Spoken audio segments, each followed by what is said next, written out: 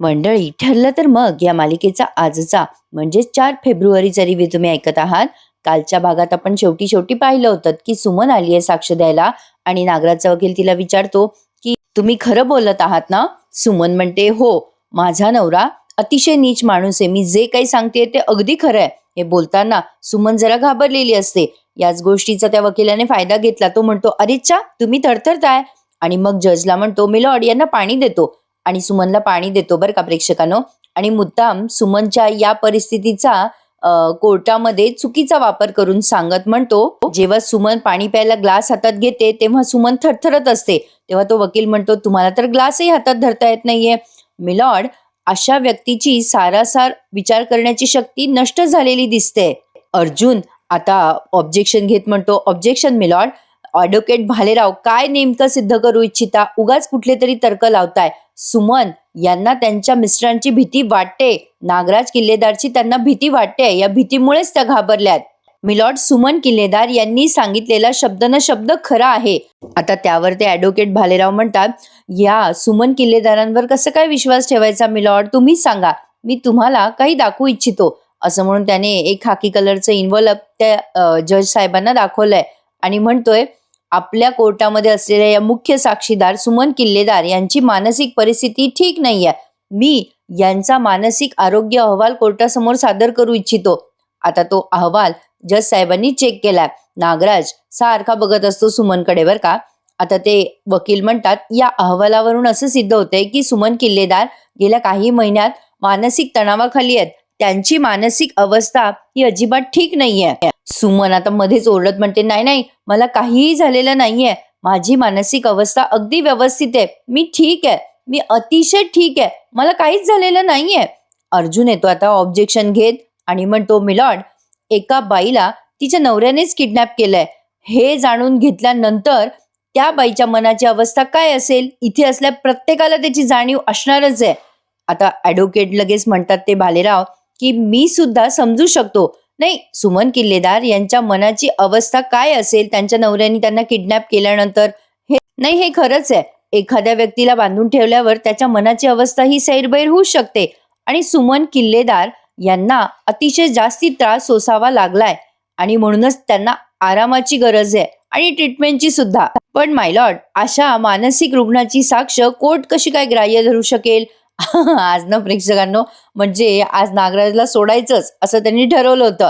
तुर्तास तरी नागराज आज सुटलाय. जामीन वगैरे काही मिळाली नाहीये नागराजला. पण बघा आता नेमकं काय झालंय. आजचा रिव्ह्यू ना मी तुम्हाला बोर न करता पटापट सांगते. आता ते जज तो अहवाल बघतात आणि डायरेक्ट सुमनची साक्ष डिनाय करतात, अस्वीकार करतात आणि म्हणतात की हा अहवाल बघता सुमन किल्लेदार यांची साक्ष ग्राह्य धरली जाणार नाही कोर्टामध्ये.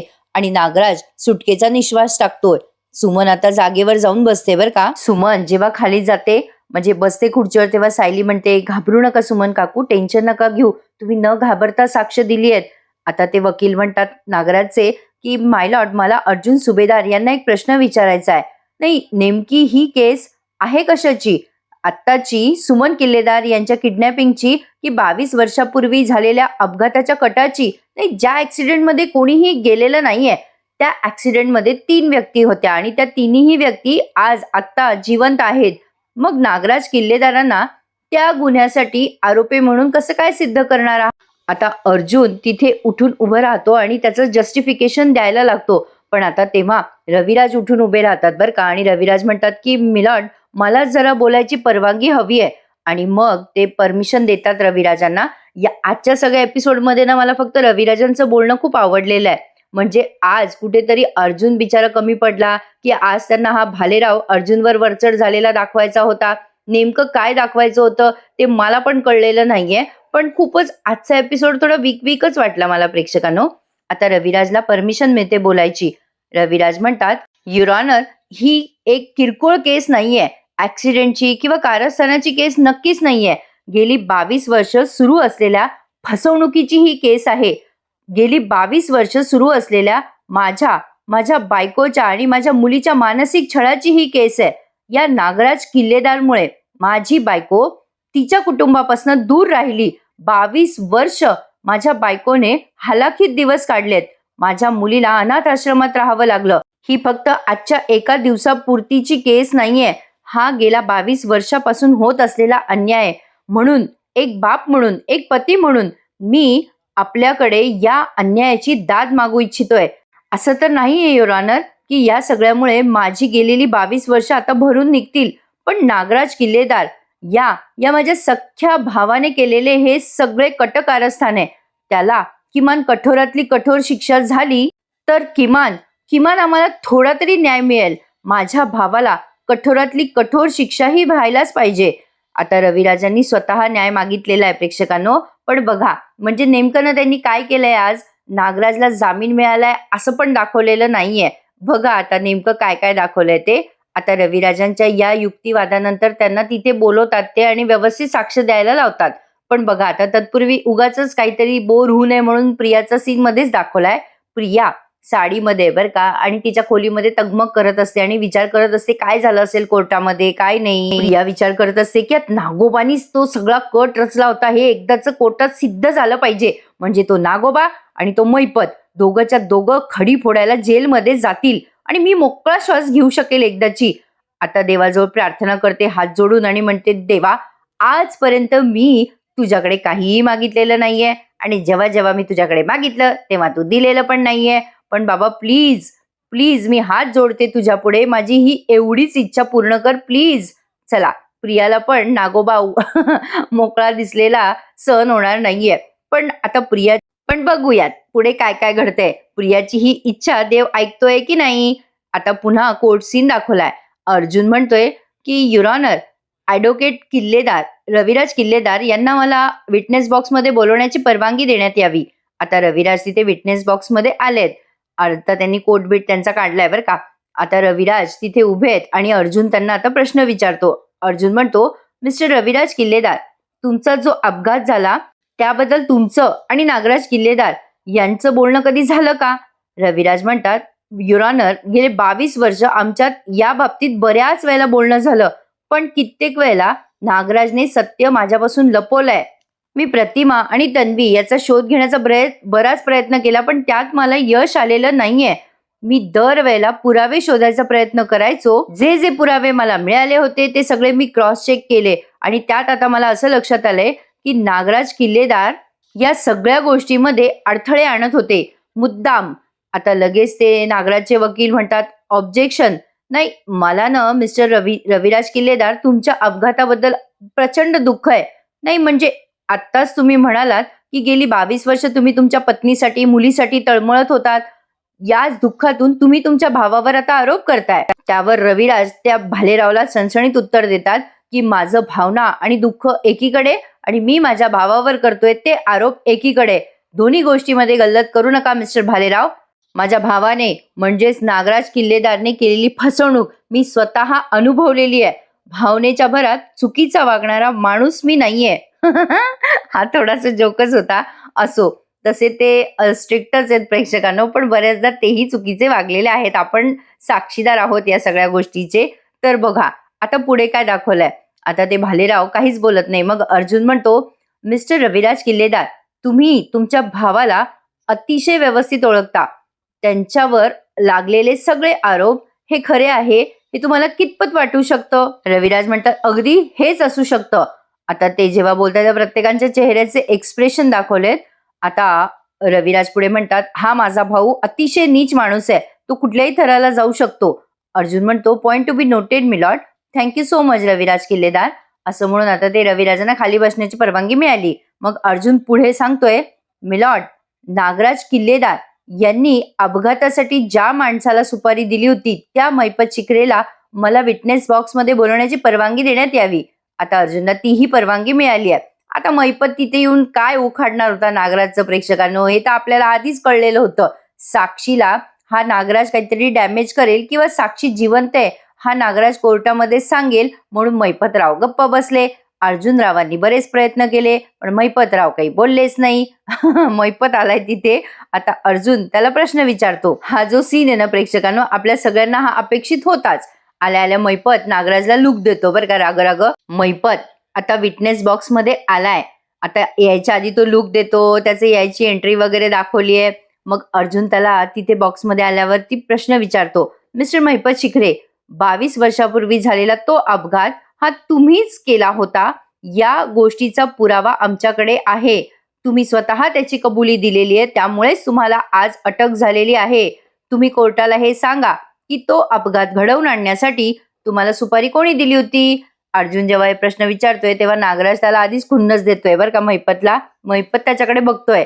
अर्जुन विचारतोय महिपतला, सांगा मिस्टर शिखरे, त्या अपघाताची सुपारी तुम्हाला नागराज किल्लेदार यांनी दिली होती ना? आता महिपत नुसता अर्जुनकडे बघतोय बरं का. अतिशय ब्लँक अशी नजर आहे त्याची आणि त्याला आता आठवतंय की नागराजने त्याला धमकी दिलेली. आता हे सगळं आपल्यासाठी दाखवतात बरं का ते प्रेक्षकांनो. महिपत आता एकदम तोंडामध्ये पान खाल्ल्यासारखं काही बोलायला तयार नाहीये बरं का. नुसता नागराजकडे बघतो, अर्जुनकडे बघतो आणि त्याला आठवतं की आपली पोरगी जर एक्सपोज झाली तर काय व्हायचं आपलं. मलाही काही सुचेना प्रेक्षकांनो, आज बोलू तर काय बोलू. कधी कधी असं होतं म्हणा. काय म्हणजे नेमकं काय दाखवायचंय काय नाही हे नाही येत लक्षात. पण एवढी छान मालिका, एवढे उत्तम कलाकार, अशी मालिकेची स्टोरी ढासळायला नको अशी खूप अपेक्षा आहे आपल्या सगळ्या प्रेक्षकांची. पण बघूयात, बघू आपण वाटच बघतोय काय होईल पुढे काय नाही. महिपत आता आठवतो की जर आपण सांगायला गेलो तर हा नाग्या आपल्या पोरीला एक्सपोज करून टाकेल, म्हणून महिपत आपला घुम बसेल तिथे. अर्जुन विचारतोय, का हो सांगा महिपत शिखरे, तुम्हाला सुपारी दिली होती ना? सांगा. ओ कोर्ट तुमच्या उत्तराची वाट बघतोय. पण महिपत मात्र मंद बंद असल्यासारखं काही बोलत नाहीये. अर्जुन म्हणतोय, उत्तर द्या महिपत शिखरे, बोला. अहो बोला, त्या अपघाताची सुपारी तुम्हाला नागराज किल्लेदारनी दिली होती की नाही? अर्जुनचा जेव्हा जास्ती आवाज चढतो तेव्हा ते वकील ऑब्जेक्शन घेत म्हणतात. नागराजचा वकील ऑब्जेक्शन घेत म्हणतो की माय लॉर्ड, अर्जुन सुभेदार महिपतकडनं हवं ते वधून घेण्याचा प्रयत्न करताय. अर्जुन सुभेदार त्यांच्यावर दबाव आणण्याचा प्रयत्न करताय.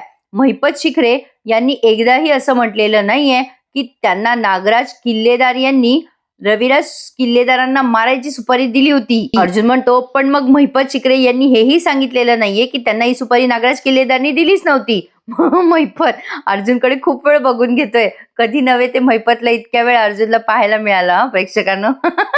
आता काहीतरी विनोद निर्मिती करायची म्हणून करते बरं मी. नाहीतर म्हणाल, मॅडम तुम्ही खूपच अवांतर बोलतात. काही काही प्रेक्षकांच्या फार कमेंट येतात. मी जर बोललेच नाही तर कसं काय कोणी ऐकेल माझा रिव्ह्यू सांगा बरं. असो तर आता ते जज म्हणतात, महिपत शिखरे तुम्हाला या बाबतीत काहीही बोलायचं नाहीये का? तुम्ही प्लीज बोला. पण महिपत मात्र अजूनही मंद बंद सारखाच बघतोय सगळीकडे. मग लगेच विदिन अ सेकंड त्या जजनी निकाल दिलाय की महिपत शिखरे यांनी सांगितलेलं नाहीये की ते बोलायला तयारच नाहीये की नागराज किल्लेदारनीच त्यांना सुपारी दिली आहे. अर्जुन महिपतला अगदी डॅशिंग लुक देतो बरं का. मग जज म्हणतात, इन्स्पेक्टर घेऊन जा महिपत शिखरे यांना. मग आता त्या नागराजचा वकील उभा राहतो आणि म्हणतो, माय लॉर्ड, मला असं वाटतंय की आपण कोर्टाचा वेळ वाया घालवू नये. नागराज किल्लेदार यांनी त्यांच्या भावाचा खुनाचा कट रचला होता, या बाबतीत कुठलाही पुरावा सिद्ध झालेला नाहीये. आता नागराज सुटतोय हे बघून तगमग होते बरं का रविराजनची. आता ते वकील म्हणतात, मी कोर्टाला अपील करतोय की नागराज किल्लेदार यांना बेल मिळावी, जामीन देण्यात यावा. अर्जुन ऑब्जेक्शन घेत म्हणतो, ऑब्जेक्शन मी लॉर्ड, माझे पुरावे अजून संपलेले नाहीये. एक महत्वाचा पुरावा मला कोर्टात सादर करायचा आहे. आता जज परमिशन ग्रँटेड म्हणतात. अर्जुनने ते पेनड्राईव्ह सादर केलंय कोर्टात, ज्यामध्ये लाव रे तो व्हिडिओ, म्हणजे नागराज किल्लेदार यांनी केलेल्या गुन्ह्याची कबुली देणारा तो व्हिडिओ. आता तो व्हिडिओ कोर्टामध्ये प्ले झालाय. आज ना प्रेक्षकांनो, हा व्हिडिओ वगैरे खूप वेळ दाखवलाय, पण मी तुम्हाला बोर होऊ नये म्हणून आजचा रिव्ह्यू पटापट सांगते बरं का. आता तो व्हिडिओ सगळेजण बघतात कोर्टामध्ये. त्यात स्वतः नागराज सुमनला सांगतो की हो मीच होता, मीच आहे तो मास्टर माइंड, मीच केला माझ्या भावाचा अपघात. आता एवढं सगळं आपल्याला तर तोंडपाठ झालेलं. तर व्हिडिओ संपल्या ते नागराजचे वकील म्हणतात, ऑब्जेक्शन मी लॉर्ड, आजकाल टेक्नॉलॉजी इतकी पुढे गेलेली आहे की हा व्हिडिओ म्हणजे एकत्रित केलेला असेल, मॉर्फ केलेला असेल. कॉलेज शाळा यामधली विद्यार्थी सुद्धा असे व्हिडिओ बनवतात, कोणाचे आवाज त्यामध्ये देऊ शकतात. हा पुरावा कोर्टामध्ये ग्राह्य धरला जाऊ नये. आजकाल कोणाचाही चेहरा वापरून कोणाचाही आवाज त्याला दिला जाऊ शकतो असं म्हणून ते वकील म्हणतात, मी तुम्हाला प्रात्यक्षिक दाखवतो. आता तिथे त्या बॉक्समध्ये उभ्या असलेल्या नागराजचा ते व्हिडिओ काढतात एक काही सेकंदाचा आणि तो व्हिडिओ लगेच तिथे खोटा बनवतात AI द्वारे. जे आपण फेक व्हिडिओ बघतोय ना आजकाल, भरपूर सुळसुळाट आहे सध्या सोशल मीडियावर. ठरलं तर मग लग्नानंतरचा बाबा बाबा बाबा काही घाणेरडे फोटो टाकून रिव्ह्यू देतात. असो, तो एक मला विनोदच वाटतो खरं तर. काय बोलणार प्रेक्षकांनो, ज्याची त्याची मानसिकता असते. काल आपण या बाबतीत बोललो होतो, पण आज आता विषय निघाला म्हणून पुन्हा बोलले. तर असो, आता या वकिलांनी नागराचा एक काही सेकंदाचा व्हिडिओ काढलाय आणि तो त्या जज साहेबांना दाखवलाय. त्यात लगेच तिथल्या तिथे त्यांनी तो व्हिडिओ बनवलाय, की नागराज असलं काहीतरी बोलतोय त्या म्हणजे व्हिडिओमध्ये म्हणून. जज साहेबांना त्यांचा मोबाईल देतात आणि म्हणतात, "बघा जज साहेब." आता ते जज बघतात बरं का. आता नागराज तिथे उभा आहे आणि त्या व्हिडिओमध्ये बोलतोय, की मीच 22 वर्षापूर्वी तो अपघात घडवून आणलेला आहे. बरं नागराजचा आवाज कुठून आणला असेल बरं या वकिलाने? हा मला मोठा प्रश्न पडलाय. पण अरे अर्जुनने जो व्हिडिओ दिलाय, तो शूट केलेला आहे स्वतः सुमनने. त्याचं काही असतं ना, संस्था असतात, त्या पुरावा देतात, की हो हा व्हिडिओ खरा आहे, खोटा आहे. ते सगळं आज म्हणजे धाब्यावर बसवलेलं आहे बरं का त्यांनी. प्रेक्षकांना ते काही दाखवलेलं नाहीये. मला आता असं जाणवतंय, की यांना पण कंटाळा आलेला आहे हे कोर्ट सीन दाखवायचा. आता ते नागराजचे वकील म्हणतात, "बघा युअर ऑनर, मी इथे उभ्या-उभ्या तुम्हाला नागराज किल्लेदारांचा खोटा व्हिडिओ बनवून दाखवला. आता हा व्हिडिओ बनवायला असं कितीसा वेळ लागणार आहे? मग हा पुरावा ग्राह्य धरू नका." मग लगेच युअर ऑनर त्यांचा डिसिजन सांगतात. ते युअर ऑनर म्हणतात, "ॲडव्होकेट भालेराव यांनी हे सिद्ध केलंय, की हा जो व्हिडिओ आहे तो नक्कीच फेक असू शकतो. त्यामुळे हा पुरावा अंतिम आहे असा ग्राह्य धरला जाणार नाहीये. हा पुरेसा पण ठरत नाहीये. त्यामुळे आम्हाला प्रथमदर्शी असे वाटते, की नागराज किल्लेदार यांनी पोलीस कस्टडीमध्ये राहणं गरजेचं नाहीये. या बाबतीतला अंतिम निर्णय पुढच्या सुनावणीमध्ये सांगण्यात येईल." म्हणजे मी मगाशी म्हटलं त्याचप्रमाणे ना नागराजला जामीन मिळालाय ना नागराज सुटलाय. आता कोर्टची म्हणजे सुट्टी झालेली आहे. आता ते चालले जातात जज. पण सुमनला आलं ना बिचारीला टेन्शन. तिला असं वाटतं रिकामं आपण याच्यात गुंतलो तर हा नागराज आपल्यालाच त्रास देईल विनाकारण. त्यामुळे सुमनला टेन्शन आलंय नागराज सुटतो की काय म्हणून. रविराजांना मात्र प्रचंड राग आलेला आहे आता. नागराज सुटता कामा नये असं त्यांना खूप वाटतंय. पण आता आगे क्या होगा? बघा बघा आता पुढे काय होतं. आता एकदम हा नागराज त्या जेलमध्ये आणून फेकलाय असं त्यांनी दाखवलंय. आता त्याच्या समोरच आहे त्याचा शेजारी मैपत जेलमध्ये. मैपतला वाटतं नागराज सुटतो का काय? पण मैपत उगाच आता तिथे म्हणजे कोर्टात काही बोलला नाही बरं का मैपत. पण आता इथे बघा पटापट बोलायला लागला. मैपत म्हणतो नागराजला, "काय रे नाग्या, लई हसत-हसत गेला होता तू जेलाबाहेर. तुला वाटलं होतं ना जामीन मिळणार. मग परत कस काय आला रे तू नाग्या? तो भालेराव काही उपयोगी पडलेला दिसत नाही. खाल्ली ना राव माती." नागराज म्हणतो, "हा खाल्ली. अय मैपत बदाम माती खाल्ली रे." "अरे मी नाही रे बाबा मैपत, तू खाल्ली माती." "तू काय म्हणाला होता मला मैपत? स्वप्नात पाहिलं होतं ना तू, की मी जेलमध्ये राहील." "हां, अरे मैपत, अरे मी चाललो आता, चाललो. मिळाली बेल मला." मैपत म्हणतो, "बेल मिळाली तर इथं कशाला आला परत?" नागराज म्हणतो, "नाही, तसं बेल मिळायला थोडासा वेळ लागणार आहे. मिळालीच समज." "अरे उद्याच मिळेल." म्हणजे जज मला म्हणाले, की नागराज किल्लेदार यांना कोठडीत ठेवावं असा सबळ पुरावा मिळालाच नाहीये. काही कारणच नाहीये ना. त्यामुळे मी तर सुटणारच आहे रे मैपत. आता ते जज असं बोलले म्हटल्यावर मला बेल मिळणारच. आता जेव्हा नागराज असं बोलतो, तेव्हा मैपतच्या अंगाचा तिळपापड होतोय. म्हणजे यार याला बेल मिळाली आणि आपण अजून इथेच चढतोय, असं काहीतरी मैपतला वाटत असावं. तर आता अर्जुनचा सीन दाखवलाय त्यांनी कोर्टाबाहेरचा. आता ते तिथेच डिस्कशन करतात बरं का. रविराज, सायली, सुमन आणि अर्जुन. अर्जुन म्हणत असतो, "हा नागराज काकाला जो वकील मिळालाय ना, तो हा भालेराव. मिळाला तर कोण? तर भालेराव." रविराज म्हणतात, "हा भालेरावनं आपल्या प्रोफेशनला लागलेला एक मोठा डाग आहे. याला अट्टल गुन्हेगारांना सोडवण्यात जरा जास्तीच आनंद मिळतो." मग सायली म्हणते, "रविराज काका, नागराज काकांना उद्या जामीन मिळण्याची कितपत शक्यता आहे?" रविराज म्हणतात, "जज साहेबांनी तर कल दाखवलेलाच आहे त्यांचा. प्रथमदर्शनी बघता नागराज किल्लेदार यांना पोलीस कस्टडीमध्ये ठेवण्याची गरज नाही. याचा अर्थ काय?" आता अर्जुनला आणि सायलीला टेन्शन आलंय. सुमन आता घाबरून म्हणते, "बापरे, आता हे पुन्हा बाहेर मोकाट फिरणार. मला आता हे धमकवत राहणार." अर्जुन म्हणतो, "सुमन काकू, तू नको टेन्शन घेऊ. नागराज काकांना आम्ही तुझ्या आसपास सुद्धा फिरकू देणार नाही." रविराज म्हणतात, "हो सुमन, नको काळजी करूस." चैतन्य पण आहे बरं का प्रेक्षकांनो. सॉरी त्याचं नाव घ्यायचं राहिलं. तो असतो पूर्ण कोर्टामध्ये तो असतो. पण त्याचा एकही डायलॉग नाहीये. आता तो बोलतो. चैतन्य म्हणतो, "सुमन काकू, तू टेन्शन नको घेऊ." चैतन्य म्हणतो, "नागराज काकांना तसंही उद्या जामीन मिळणार आहे. कोर्टाने अजून फायनल निर्णय थोडीच दिलाय आणि असंही होऊ शकतं. त्यांचा जामीन नामंजूर पण होऊ शकतो." सायली म्हणते, "हो काकू, असं होऊ शकतं. तुम्ही प्लीज टेन्शन घेऊ नका." पण सुमनला मात्र टेन्शन आलंय आणि आजचा हा एपिसोड त्यांनी इथेच संपवलाय. आता त्यांनी उद्याचा प्रोमो पण दाखवलाय आणि तोच प्रोमो दाखवलाय प्रेक्षकांनो. नागराजला जामीन मिळतो, तो सुटतो. नागराजला घरगुती हिंसा केल्याप्रकरणी, बायकोला मारहाण केल्याप्रकरणी पुन्हा अटक होते. म्हणजे या गुन्ह्यातून जरी सुटला तरी त्या गुन्ह्यामध्ये अडकलाय नागराज. काही झालं तरी नागराजला काही जेलच्या बाहेर काढत नसतात सायली अर्जुन आणि रविराज सुद्धा. तर बघूयात उद्याच्या भागामध्ये काय मजा येते. आता नागराज जेलच्या आडी जाणार आहे आणि खरंच तो आता काही दिवस दिसणार नाही का? आता तो जेलमध्येच राहील का? काय काय होईल? या सगळ्या प्रश्नांची उत्तरं आपल्याला उद्या मिळणार आहेत प्रेक्षकांनो. बरं प्रेक्षकांनो, त्यांनी महिपतचा सुद्धा व्हिडिओ दाखवलेला नाहीये कबुली जबाबाचा. मग आज म्हणजे अक्षरशः आटपतं घेतलं असं वाटलं मला. पण ठीक आहे, एखादा एपिसोड जातो डल. बघूयात उद्या काय घडतंय. आणि मालिकेत आता इंटरेस्टिंग ट्रॅक येणार आहे असं मी ऐकलंय. बघूयात. चला तर मग उद्या भेटूयात पुन्हा एकदा. ठरलं तर मग या मालिकेच्या रिव्ह्यू मध्ये. तोपर्यंत चॅनलला सबस्क्राईब करा. आणि आजच्या या एपिसोडमध्ये बऱ्याच त्रुटी आपल्याला आढळलेल्या आहेत, हे तुम्हालाही माहिती आहे आणि मलाही माहिती आहे प्रेक्षकांनो. पण बघूयात जराशी वाट. काय काय होते पुढे ते पाहूयात. एखादा एपिसोड असा असू शकतो. चला तर मग भेटू उद्या. धन्यवाद.